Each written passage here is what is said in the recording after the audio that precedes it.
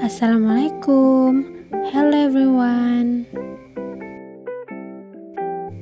Perkenalkan, nama saya Hafiza Widyasari, NPM 206410721, dosen pengampu Ibu Dr. Lilis Marina Anggraini MPD, mata kuliah Psikologi Pendidikan. Hari ini saya akan membahas tentang mekanisme perilaku manusia. Pengertian perilaku menurut para ahli. Yang pertama, menurut Ensiklopedia Amerika, perilaku diartikan sebagai suatu aksi dan reaksi organisme terhadap lingkungannya. Hal ini berarti bahwa perilaku baru akan terwujud bila ada sesuatu yang diperlukan untuk menimbulkan tanggapan yang disebut rangsangan. Dengan demikian, maka suatu rangsangan tertentu akan menghasilkan perilaku tertentu pula. Yang kedua, menurut Azwar pada tahun 2016, perilaku adalah bentuk respon atau reaksi terhadap stimulus atau rangsangan dari luar organisme atau orang, namun dalam memberikan respon sangat tergantung pada karakteristik ataupun faktor-faktor lain dari orang yang bersangkutan. Yang ketiga, menurut Skinner, seperti yang dikutip oleh Notoatmojo pada tahun 2003, merumuskan bahwa perilaku adalah respon atau reaksi seseorang terhadap stimulus atau rangsangan dari luar. Oleh karena perilaku ini terjadi melalui proses adanya stimulus terhadap organisme, dan kemudian organisme tersebut merespon, maka teori Skinner ini disebut teori SOR atau stimulus organisme rangsangan. Dilihat dari respon terhadap stimulus ini, maka perilaku dapat dibedakan menjadi dua menurut Notoatmojo pada tahun 2003. Yang pertama, perilaku tertutup. Perilaku tertutup adalah respon seseorang terhadap stimulus dalam bentuk terselubung atau tertutup, atau covert.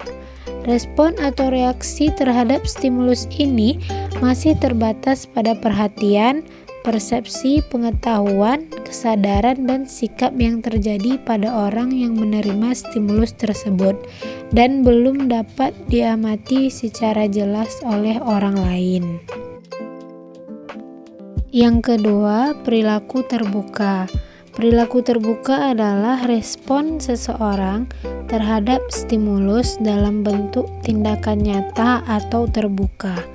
Respon terhadap stimulus tersebut sudah jelas dalam bentuk tindakan atau praktek yang dengan mudah dapat diamati atau dilihat oleh orang lain.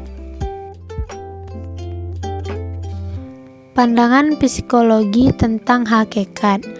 Abin Syamsuddin Ma'mun pada tahun 2003 menyebutkan bahwa tugas guru antara lain sebagai pengubah perilaku peserta didik.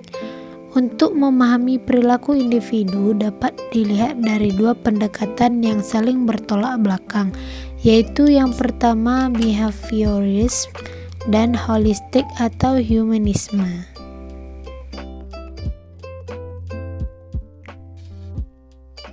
Mekanisme pembentukan perilaku menurut aliran behaviorisme. Behaviorisme memandang bahwa pola-pola perilaku dapat dibentuk melalui proses pembiasaan dan penguatan dengan mengkondisikan atau menciptakan stimulus-stimulus atau rangsangan tertentu dalam lingkungan.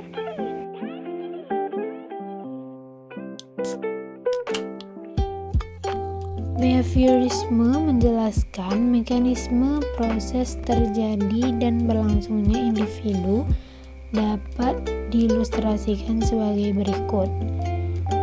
Simbol S sama dengan stimulus atau rangsangan. Simbol R sama dengan respon atau perilaku aktivitas. Dan O sama dengan organisme, individu atau manusia.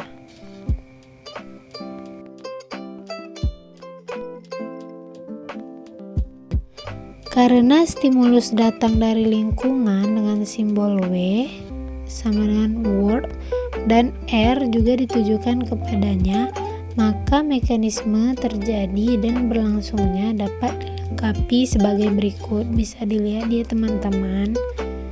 Maksud simbol W sama dengan word di sini terbagi atas dua jenis, yaitu yang pertama lingkungan objektif atau umgebung, ialah segala sesuatu yang ada di sekitar individu dan secara potensial dapat melahirkan S.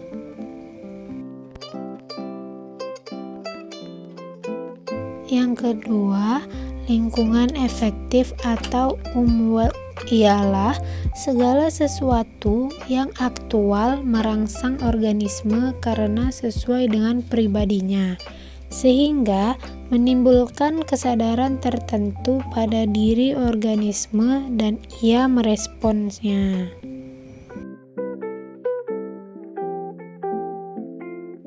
Selanjutnya, mekanisme pembentukan perilaku menurut aliran holistik atau humanisme. Holistik atau humanisme memandang bahwa perilaku itu bertujuan, yang berarti aspek-aspek intrinsik atau niat, motif, tekad dari dalam diri individu merupakan faktor penentu untuk melahirkan suatu perilaku, meskipun tanpa ada stimulus yang datang dari lingkungan.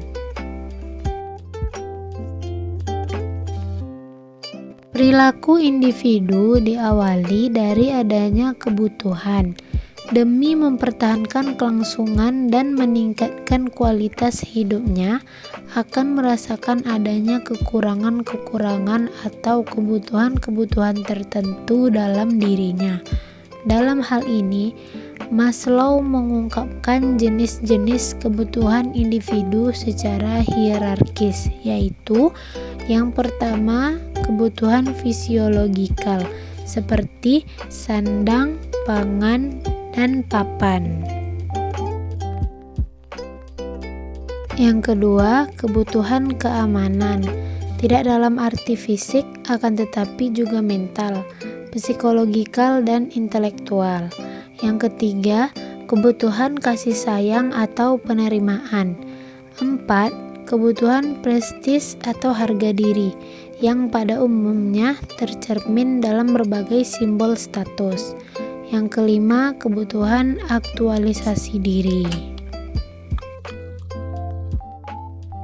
Sekian penjelasan mengenai pembahasan kali ini. Semoga bermanfaat bagi teman-teman. Thank you for watching, guys. Assalamualaikum warahmatullahi wabarakatuh.